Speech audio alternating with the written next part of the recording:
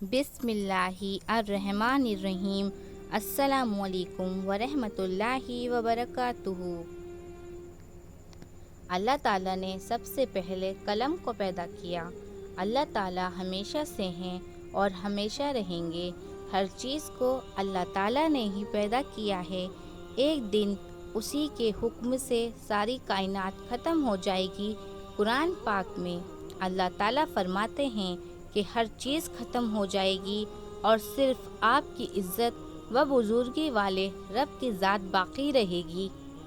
हज़रत उबैदा बिन सामत रज़ी अल्लाह ताला अन्हु बयान करते हैं कि रसूलुल्लाह सल्लल्लाहु अलैहि वसल्लम ने फरमाया, उस दुनिया की तमाम चीज़ों में सबसे पहले अल्लाह ताला ने कलम को पैदा फरमाया और उसे लिखने का हुक्म दिया तो उसने अर्ज़ किया, ए मेरे रब, मैं क्या लिखूं?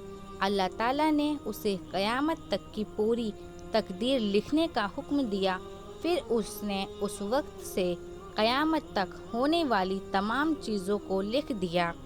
एक दूसरी हदीस में रसूलुल्लाह सल्लल्लाहु अलैहि वसल्लम ने फरमाया, अल्लाह ताला ने मखलूक की तकदीर को ज़मीन व आसमान की पैदाइश से 50,000 साल पहले लिख दिया है। उस वक्त से क़यामत तक दुनिया में जो कुछ होता है या होगा, कलम उन चीज़ों को बाहुक्म खुदावंदी पहले ही लिख चुका है।